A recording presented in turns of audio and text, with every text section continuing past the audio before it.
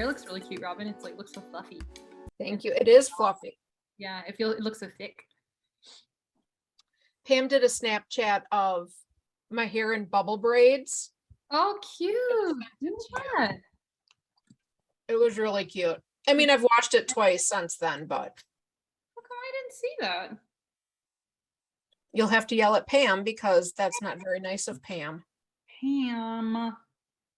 Bubble braids. I've always wanted to do bubble braids, but sometimes I remember when I was a kid, when I do a braid, it would be like thick. And now when I do a braid, it's like really thin. And I'm just like, it's weird because I feel like my hair's pretty thick. It's just the braid never looks thick. So it's like, I never do it. Yeah. Pam, I was talking about the bubble braids that you put in my hair and you didn't send anything to Ashley. Yeah. I'm sorry. I still have a picture of it. Okay. Oh, yeah. You'll have to send it to Ashley. I love bubble. They're the ones where you just do like clip, like little. Easy. How was your weekend, Ashley? It's good. I rode my bike a lot. It was great. Yes. My body hurts though. I'll tell you that. Tell us about your new bike. Oh goodness. Oh, it's amazing. I love it so much. Like I grew up having a bike and I loved it. And then I got a bike and it was too tall. And now I have this new bike and I knew I would like it. And I did not realize I would like it so much. So like within days of having it, I was already planning my second bike that I want to get. So it's amazing. It's just so much fun. I love riding it. I feel like I've always felt really connected to like wind. It makes me always feel like wind makes me feel very free, like freedom. It just feels, I don't know how to explain it. So when you're riding on a bike, there's just like wind going through your hair and you can go so fast. Like I feel so free when I'm on it. I don't know. So what triggers you to go ride your bike?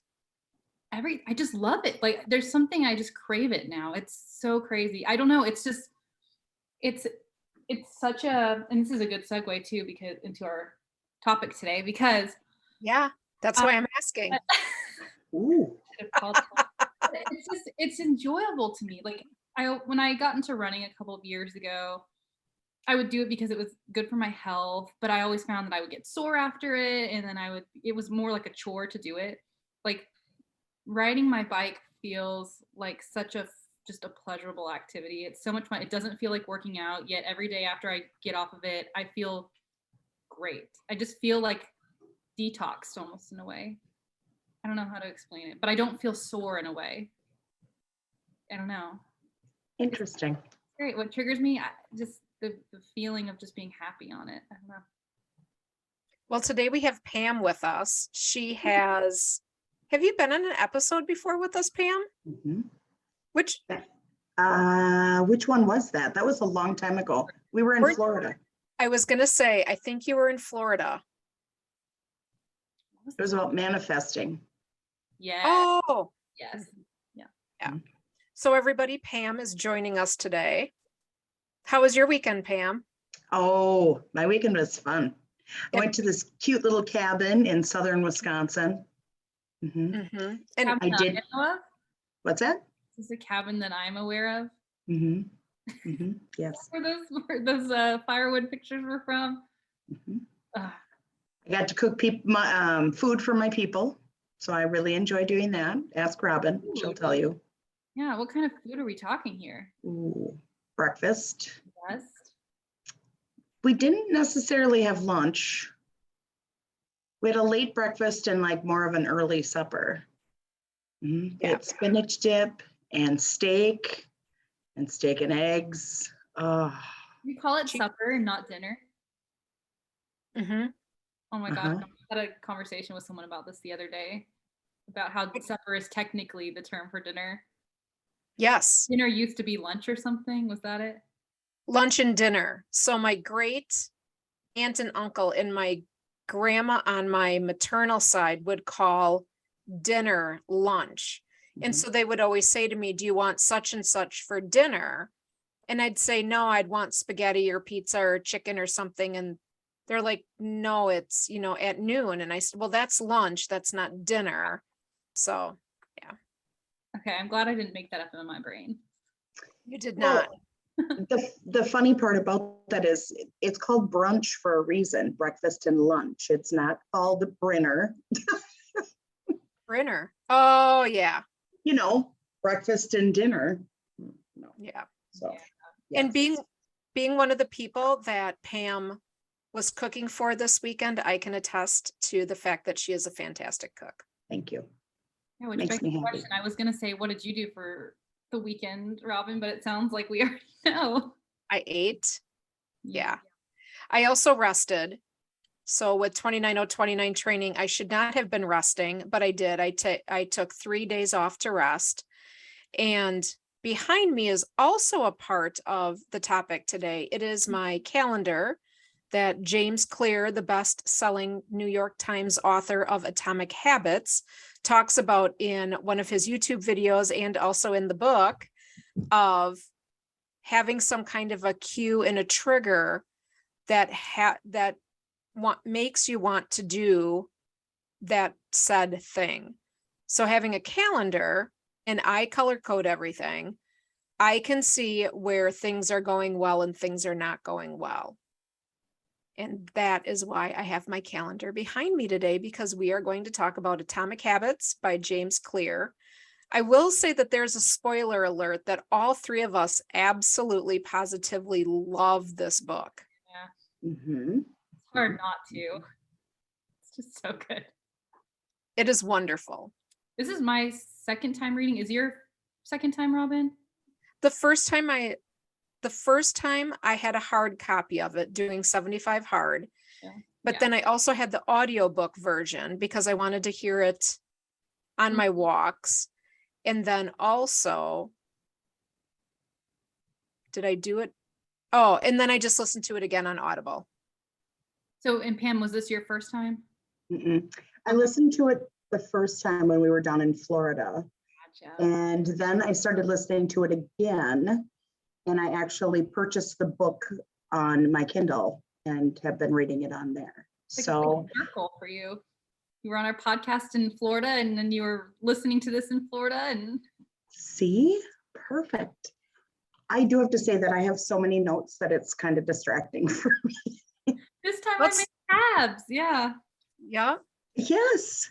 But Robyn, I love your calendar. It's an invisible book. Oh, Robyn's missing. Oh, weird. Thank you. I love my calendar too. Mm-hmm. I can see where I'm falling short. I can see where I'm ready to go. I wrote down 4 things that James talks about is noticing, wanting, doing, and liking. And so one of the things is for wanting, it's the physical environment. So kudos to Jesse Itzler and his group every year doing the big calendar club. And he has a huge calendar. It's a yearly calendar that he puts up. And that's where you put your masogis. We had Mario Minert, and he talked to us about having a masogi and just preparing for your year. How can you plan ahead if you can't see it? That's basically how I look at it. So I copied Jesse's idea and cut out a big calendar and put it up on the wall. And I think it's fantastic. I love looking at it every single day because I know exactly where I'm at any given day.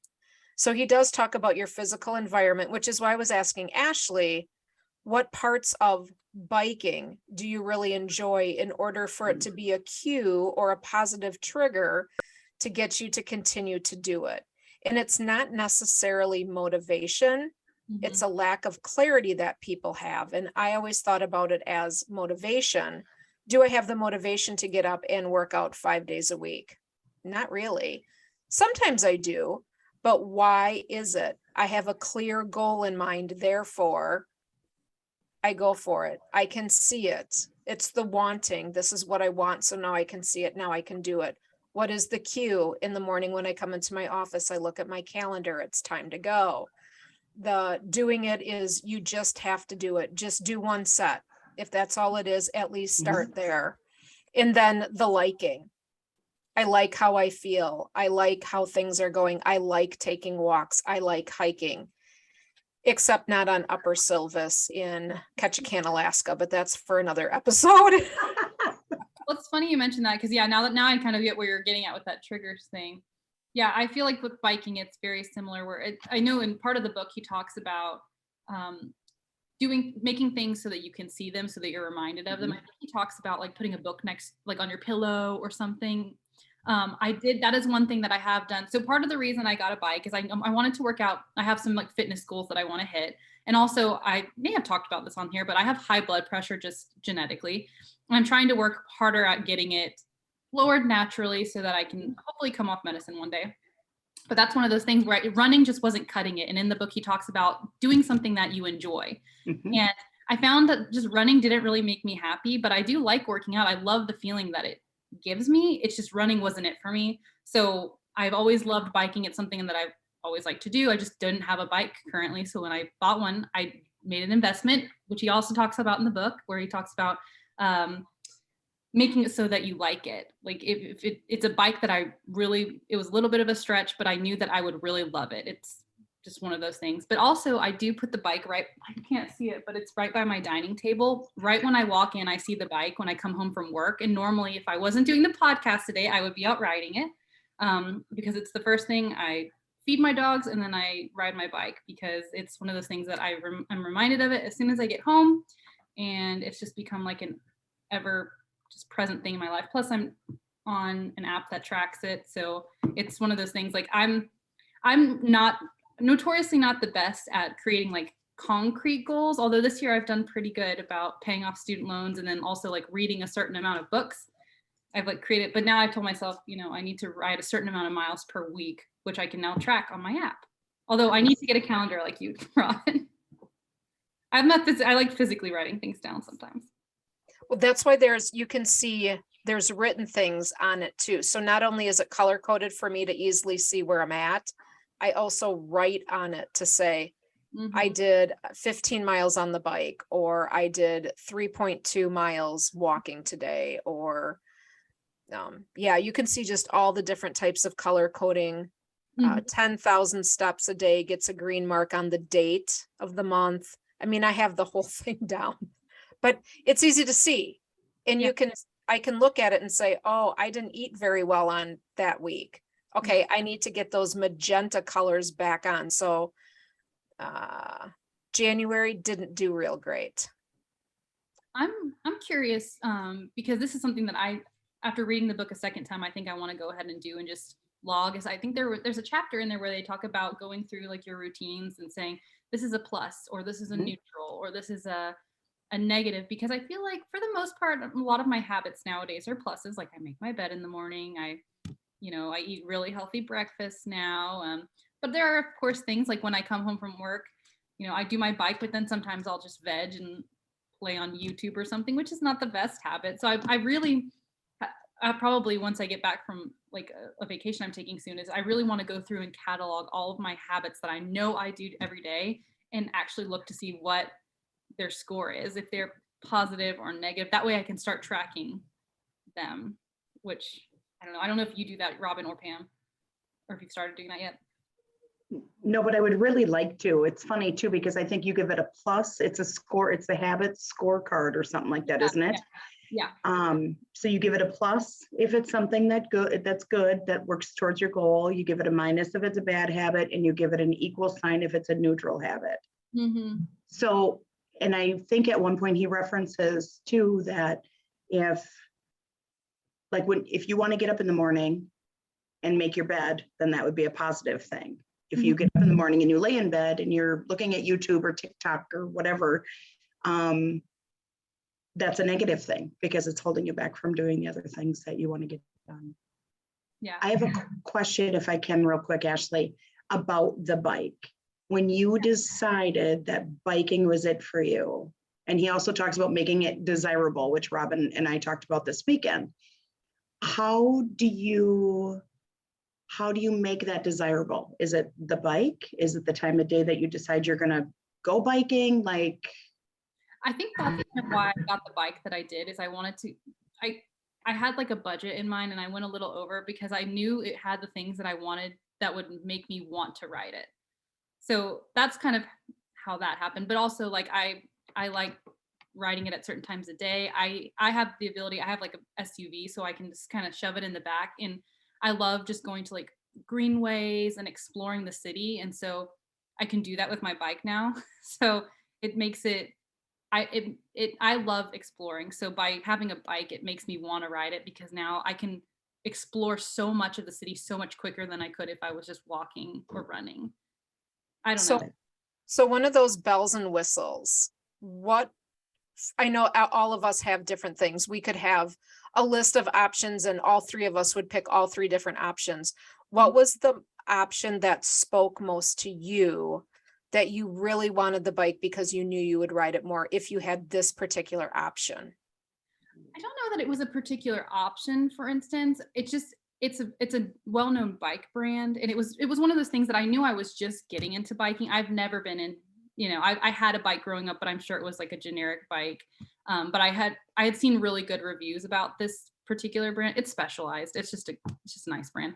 And it's not even their highest, it's top of the line bike. It was just a bike that I knew that I would really enjoy riding because of how the reviews came off on it.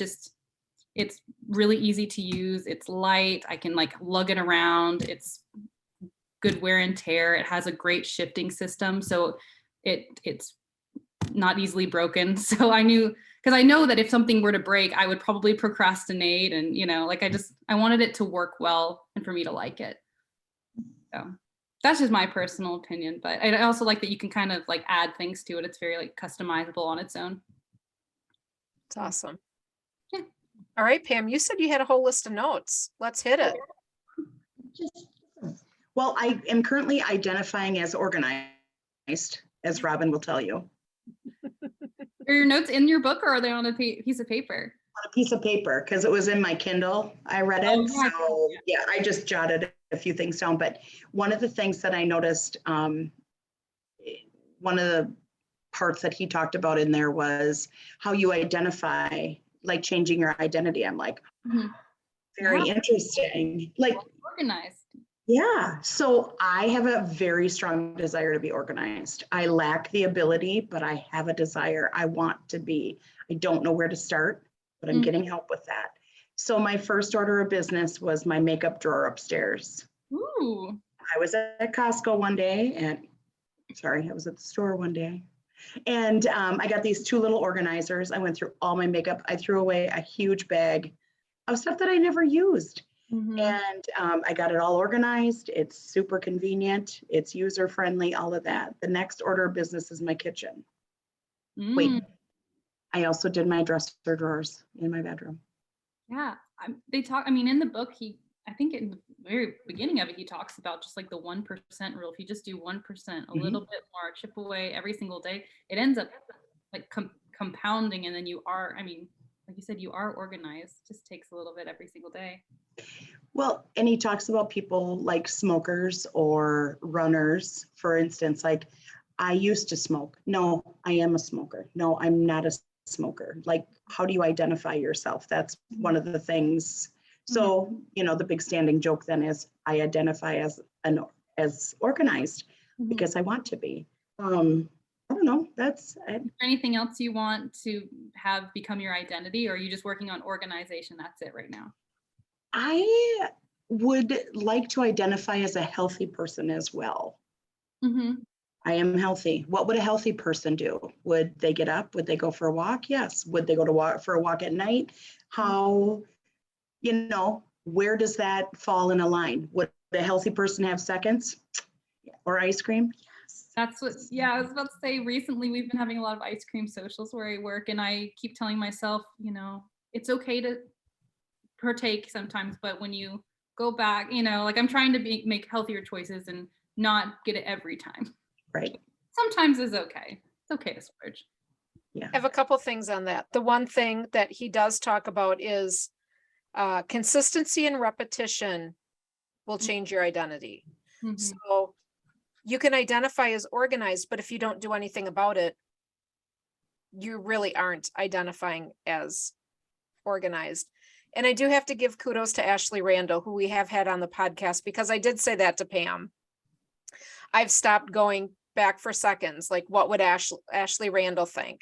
Or what would Ashley Randall have for breakfast? Or what would Ashley Randall tell me if I didn't want to do whatever it was, or if I wanted to get a bad snack? So yes, Pam and I have been rethinking I think of what would Ashley Randall do, but I think it's interesting because in the book, I kind of piggybacking on what you were saying, Robyn, is I thought, and I had never thought about this before, but it's not necessarily the amount of time it takes to do something. It's like you said, the repetition, and which I've always thought, oh, in a few months, blah, blah, instead of thinking if I do this 200 times, it'll become a habit, which was really cool to me. It was like kind of like a epiphany moment.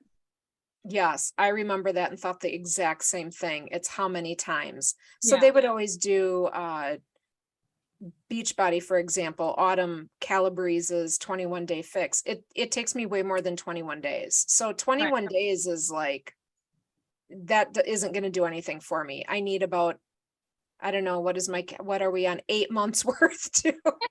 And that's another thing. Some of us we're all different. So maybe some people can catch on to a new habit or new behaviors in 21 days. Isn't it longer than that? I feel like I've seen this. That's what they say. Longer than 21 days. That's 3 weeks. Yeah, that's not, no. I need, to form an actual habit. Oh, but like we said, it takes repetition. So how often you do it. So Pam, I'll speak for you, has started doing, making her bed every day. So every day she's getting that consistency. Is she motivated to make the bed? Probably not every single day, but it's the consistency of every day doing it. And then it gets easier and easier. And that was the other part that he talked about too, is you might not want to do it. You might not have the motivation, but if you have a clear goal, making your bed every morning like Pam, and you do it, you consistently do it. So it becomes a habit and then you don't even think about it anymore. I will say, when the first time I read this book, which I guess was 2 years ago, maybe, I can't remember the first time, that was the first habit I did, was making my bed. And now I am proud to say that like 2.5 years later or something, I still make my bed to this day. It has become a compulsion of mine. And I will, if I did not make my bed and I realize that before if I leave, I will come back to do it, because there's something about coming home to a made bed. I sleep so much sounder at night because I like flip all, I take all the pillows off. I like arrange them so nicely. I take them off and I sleep like a baby now. It's become like an obsession of mine. I love having a made bed, but it's because of this book that I've been able to do it. So your desire is to crawl into bed and have it be nice and cozy and comfy. So your work is to make the bed. Mm-hmm. I was never one to believe in cleaning my bedroom. Like, you want me to make my bed and clean my bedroom? I'm the only one who sees it. Mm-hmm. But that's the other part of it. I am the only one who sees, not now, but I am the only one who sees it. And you know what? It feels good to know that my bed is made. This morning we got up and Dan got up and I'm like, no, we're going to make the bed. And he's like, oh, all right. We made the bed. But I feel like that really does trickle over to other things. Make the bed, then, you're going to put away your dirty laundry, or you're going to start laundry, or whatever else. Yeah. And my cute, the stacking habits, I always make my bed after I eat breakfast. That is like every day after breakfast, maybe 4 or 5 times in the last couple of years, I haven't done that and it's thrown me off for the whole day. But that's the cue, is eat breakfast, make bed, brush my teeth. That's always it. It sets the intention for the day. Correct. Mm-hmm. Yeah, it totally does. It's wild. Yeah. Yeah. What else do you have on your sheet, Pam? Oh, She has all of her notes. Well, I do have you do not rise to the level of your goals. You fall to the level of your systems is another one that I have. Ooh, that's a great quote. I was like, oh. I had that earmarked in my book, was the systems issue, is that it's not about your goals necessarily, it's your systems. Can't remember where I wrote that down, but it is in here somewhere. We talked a little bit about goals this weekend, Robyn, didn't we? That was on our list of things to talk about. Yep. And Dan and I did not like the term goals. We liked the term plan better. So for whatever terminology reason, a goal just doesn't sit well with me. I get that we have goals, but a plan seems to me more process oriented, and I can follow a process. Yes, you can.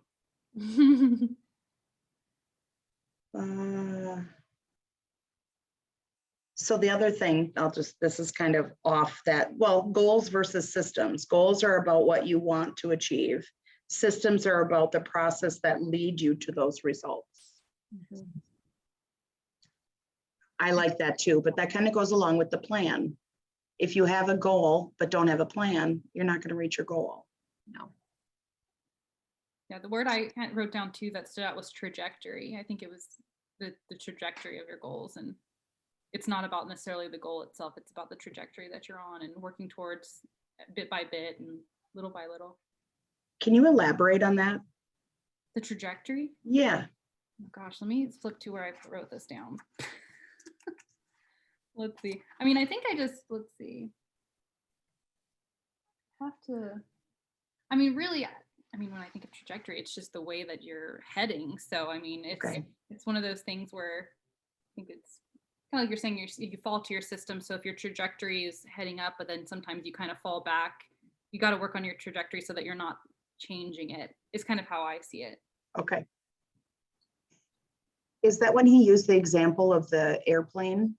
If you change the degree of the nose of the airplane flying from New York, Yeah. you know, if you change it 3% or 3 degrees, you're going to end up in DC, you know, while you're okay.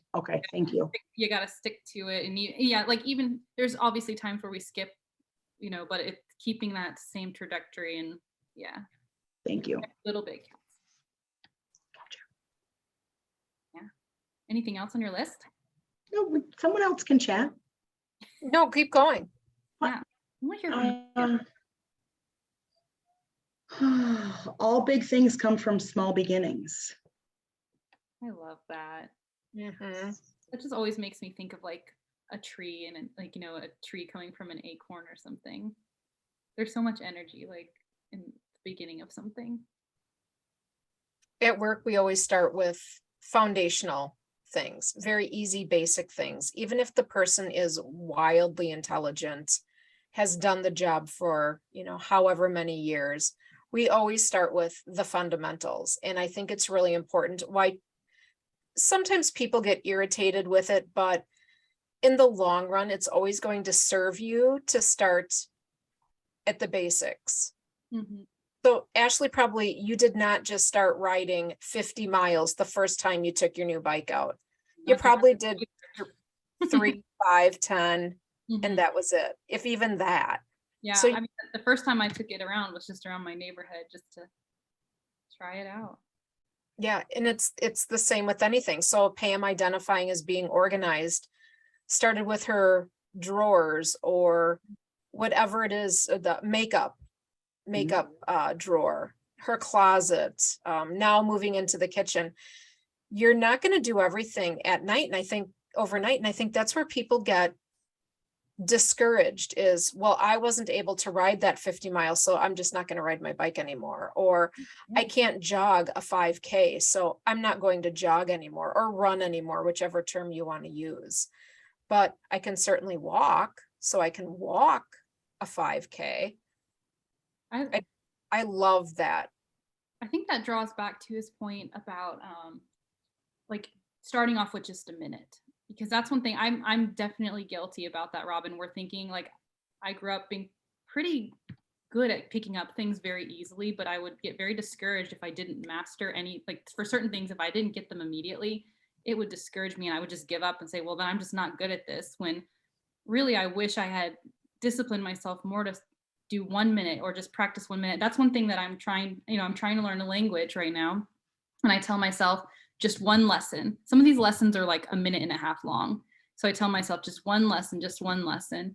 Or for instance, I still want to get into meditation. It is one thing that eludes me for some reason. I don't know why. I can't sit for 10 minutes quietly. So I keep telling myself I can meditate for a minute though, but I picked that habit up from this book. So even if it's just a couple of minutes, just closing my eyes and just thinking about nothing, I can do it for a minute. So I don't know, is there anything that you guys are doing for like a minute or like you want to try for a minute? No, but I want to know what language you're learning. Yes, we do. Oh, I'm just learning French for some, I don't know. I've been feeling very drawn to French language right now. Comment allez-vous? I don't know what that means. Yeah, I haven't gotten there yet, but I do know to say a few things. Si, si, la, la. That's all I know. Yeah. Not even French, but Yeah. I'm like in very, very beginning stages of it. I've been doing it, like I said, like minutes at a time. So I know some bits of it, but like I would really love, one of my goals in life, but I'm working on the trajectory right now, is I really want to be able to go to a country and speak their language, like go for like 2 weeks and only communicate with them in their language. So it's, awesome. even if it takes 5 years, I will do it. 'Cause it's That's very cool. yeah, I think there's just something really beautiful about like getting to interact with the people from there, but not being the person who just knows English and is trying to communicate with them. And like I really want to be engrossed in the culture. So He talks about finding the joy in the journey, which it's taken me years and years to understand. It's not about the trophy at the end of it. It's really about the process in which you get there. So there's an award called the Baldrige Award, and it's national, and organizations go through this process in order to hopefully achieve the Baldrige Award. It is highly coveted. So I always thought, oh, if our organization applies for it, we just want to get the award, not realizing that it's an entire process and it's so much more enjoyable to go through the process and then win the award. Or even if you don't win the award, it's still enjoyable going through the process. I found that interesting when he talked about that. It's not necessarily about the finish line, it's about the process that gets you there. what is the Baldrige Award even, like what is it for? It's the Malcolm Baldrige Award, and it is for organizations, nonprofits, healthcare, business that go through this journey of excellence. So it's an excellence award, and there are 7 categories that, you know, they have different questions and different scripts. So you have to go through each one. It's not a checklist per se, but it's a guide that they have several questions. You know, how do you interact with your customers? How do you know that you have good results? Just because you have results doesn't mean that you're picking up on the correct results for what you're looking for. So what are the drivers that drive into those results? Voice of the customer. Are you listening to your customers? And it's what things do you have in your processes that help those customers get to the value that they're looking for. It's really interesting. It's very connected. It's systems connected. I mean, I got some notes too if we want to start. Yeah, yes. Through these. Okay, a lot of them are similar to what you all have been saying. I know one of the things that I really love is, he has breaks it out into the 4 different sections. Yeah, the noticing, the wanting, the doing, and the liking. Make it obvious, make it attractive, make it easy, make it satisfying. So one of the things that I've always, and what I use now in my adult life all the time, is make it easy, especially when working with other people.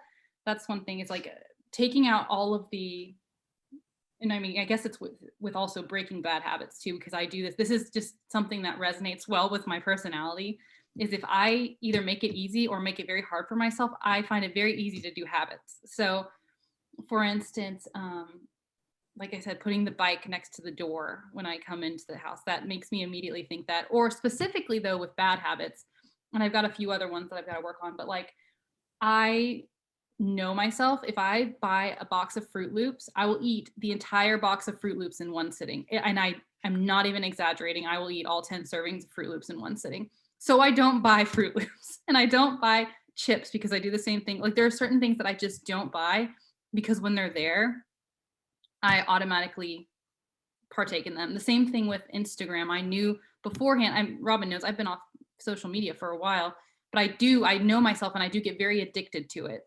Mm-hmm. So I made it hard for myself and I deleted the app, and it's too much work for me to just download it. So I just leave it off and I constantly just have it undeleted from my phone, because it's a boundary. And I think people forget that, like little things like that, people it's so crazy. Like even I understand nowadays, but like even clicking things, like if you have too many clicks in something, it will make people stop doing it. Like people want the easiest, quickest route to something. So I just found that if it's the quickest route or the hardest route, that's the easiest for me.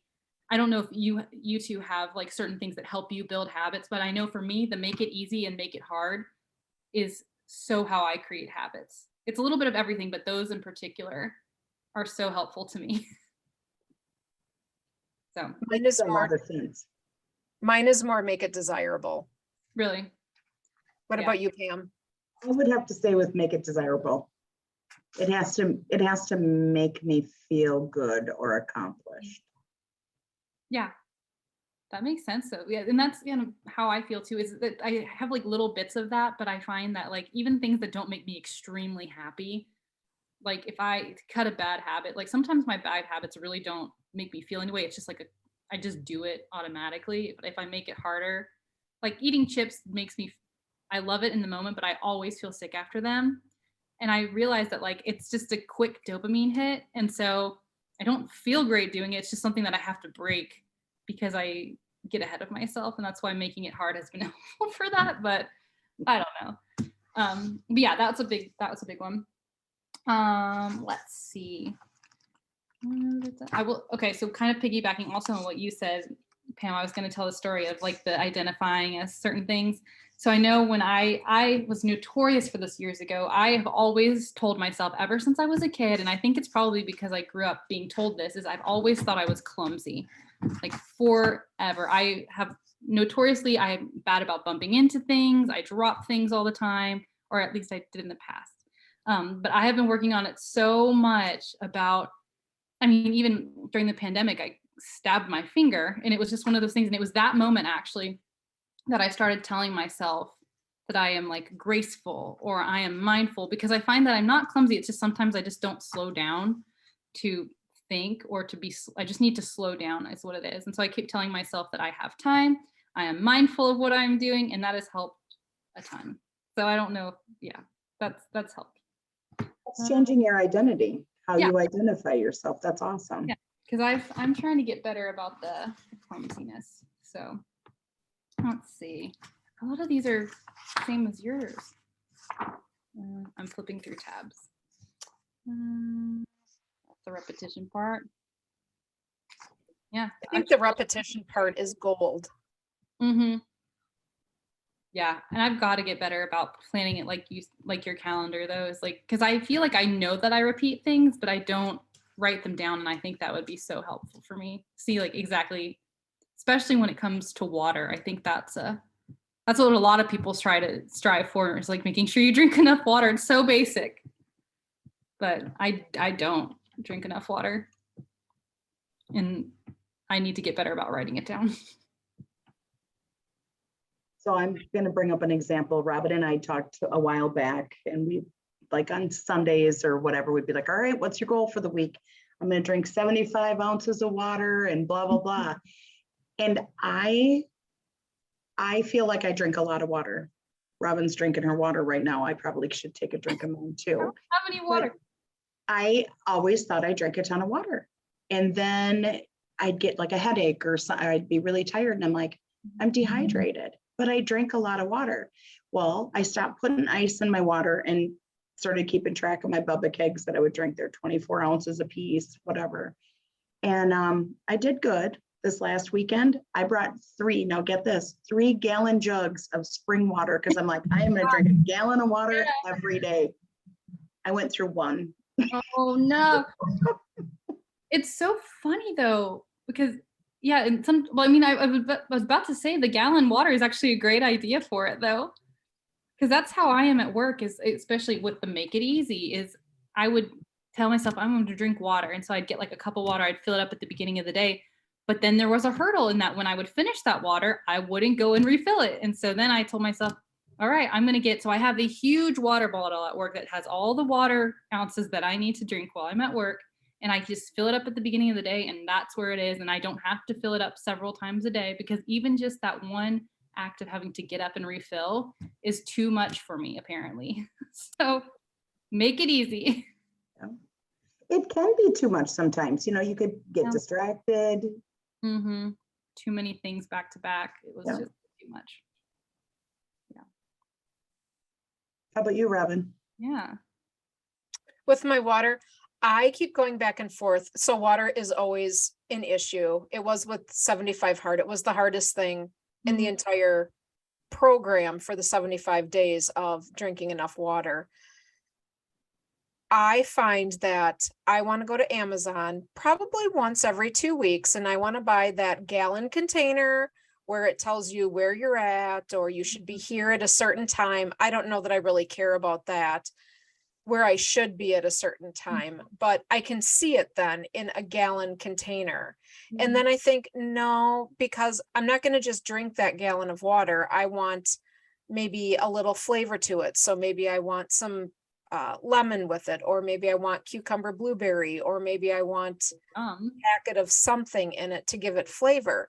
So then I think, well, I'm not going to do that because then it's not easy. It's not satisfying the taste that I want.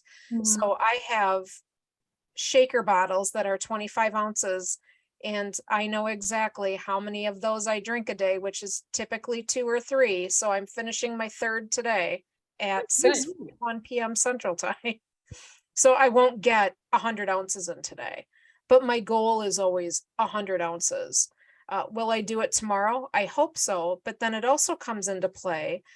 How do I make it easy when it's really nice outside? I want to go outside and I want to walk in the morning, in the afternoon, possibly in the evening, but then I can't because I have to go to the bathroom so much because I'm drinking my gallon of water. So now I'm stuck going to the gym, or so sometimes it circles. I want to do this, but in order to do that, I'm going to have to sacrifice this. Is it worth the sacrifice on a rainy day? Absolutely. I have no problem with that. But that's a good point about having Yeah. to sacrifice certain things. yeah, to make it easy, I want my water to taste a little bit. I can drink straight water and that's fine, but I don't want to drink straight water the entire day, Yeah. even though I should. And I know I should, and it's healthier. I mean, it's just however you get liquid to your body. I mean, I don't even drink liquid. Like I don't know what is wrong with me sometimes. Like I just don't drink things during the day. I don't either. Like I don't even drink non-water things. It's so strange. But then I'll complain that my skin doesn't look good and then I'm thirsty all of a sudden at 3 p.m. I'm like, well, you also have drank a half a glass of water today and nothing else. So yeah, it's my own fault. I only had 1 cup of coffee this morning, Robyn. That's very good. That is really good. That dehydrates you, doesn't it? Mm-hmm. Yeah, So does tea, and I do drink tea sometimes. Mm-hmm. I love coffee. It's hard. That's at least a liquid though. What else you got, Robbie? So I have another James Clear comment. He was on, and I'll link this in our show notes. I was watching a YouTube video on him. He's young and he's adorable. I did not expect him to be so young. I was thinking all of this wisdom and knowledge would come from, I know it's terrible to say, but an older gentleman. And when he was on, I actually went to another YouTube site, or not site, but another YouTube video of him, because I thought this isn't possibly him. He's so young. And I went and I thought, well, this is really him. He's young. He said, I've never seen someone stick to positive habits in a consistent fashion in a negative environment. Ooh. Who do you surround yourself? What environment do you surround yourself? Who are your people in order to stay organized for Pam, in order to be bike riders for Ashley, in order to be an endurance athlete for me? That's what it is. Who do you surround yourself that is going to support your goals? Yeah. That's so cool. It reminds me, I cannot remember the exact statistic, but doesn't in the book he talks about like the people that you spend most of your time with by the age of 12 or something determines your habits, and by the age of 15 like 80% of your habits it's something weird. It's in the book somewhere, but it talks about how by a certain age, depending on who you're surrounding yourself with. I think that's what it is, unless I'm thinking of a different book. But I don't remember that specifically. Do you, Pam? I have to remember. Maybe it's a different book. I started another book yesterday. I hope I'm not confusing them. But I do think that it was fascinating to know that he was so young, but I know he does talk about the fact that like he was an athlete or something, and then something happened and he had to kind of pivot, and that is a lot. I mean, having something that is your identity, I love the part where he talks about I think it's important that we do have an identity, like you said, an identity of an organizer, but I love that he did not preface, but clarify that being too attached to an identity can cause like a little bit of a crisis. Because sometimes I think that I at least I know people that like they have their identity, and if you question that in any way, it would throw their whole life off, which is interesting to me. So, yeah. Like if I'm a baseball player or something, and it's like when that changes for any reason, it's sometimes very hard to pivot. But I think that's probably why he has so much wisdom. Yeah. So, yeah, that's a good point. Yeah. Pam's not going to give up her identity as an organizer. So nope. That has been a desire of mine since I was at a very, very young age. Very young age. But also identifying as being organized requires me to declutter. So you cannot have clutter and be organized. Mm-hmm. That's that saying, positive habits in a negative environment. Exactly. And I think baby steps. So if I just do one little bit at a time, like we were talking about that 1%, little bit at a time, start here, then go to here, and then go to here. But the kitchen is going to be an overtaking. I cannot wait for that. Well, we did a little bit of that during COVID. So COVID hit the world in March of 2020. And it was about July or August when I think most of us, at least in the United States, understood that we weren't coming out of this anytime soon. Probably the whole world, but I can only say from the media coverage that I knew of here in the United States was, we're not getting out of this. Working from home, working remotely, being careful, wiping down our groceries, all of the things that came out of the social media at that point in time. And I said to Pam, and probably you too, Ashley, but Pam and I did a challenge was, I am not going to let 2020 go by without learning something. We're at home. Now, I get my husband and I lived COVID before COVID, but we're at home. I will not have this year go by without learning something or doing something. And so that was a part of me learning how to edit the podcast and get that up on YouTube and on our hosting site. So that was a learning, and I love doing that. And then Pam and I also wanted to declutter. So we had a challenge that once a week we would do like a paper grocery bag or a box from Amazon, and put something, either we were tossing it or hopefully giving it to Goodwill or St. Vincent or some type of a charity that would help others. And we were really good about it through the end of the year. And then 2021, I didn't do a thing about it. I remember you both doing that because you would be so proud every time we would talk about how you threw away your garbage bag, or not threw it away, but like donated your garbage bag or got it out of the house. Yep. But it was oh, go ahead. No, it's okay. Go ahead. Well, I was gonna say, it's amazing the stuff that you hang on to that you're like, why? Because it's a habit. You're used to packing it away. The cue is, here is something. I now need to put it somewhere. Where am I going to put it? Instead of, if you bring one or two things into the house, now you need to get rid of one or two things to have that balance. Yeah. It's a habit.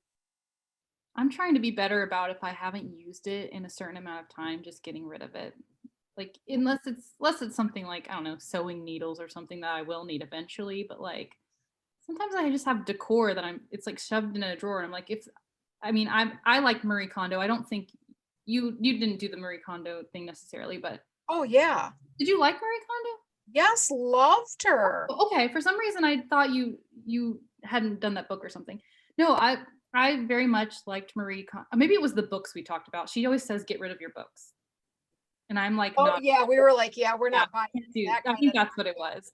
Yeah, I love Marie Kondo. She always talks about like if it's like if you're not seeing it like some buy thing if you buy it because it's beautiful, then it should be on display. If not, then why is it in your house kind of thing? And So that lady you were talking about, that's the lady who has the show on Netflix, right? The declutter lady. oh, Marie Whatever. Kondo.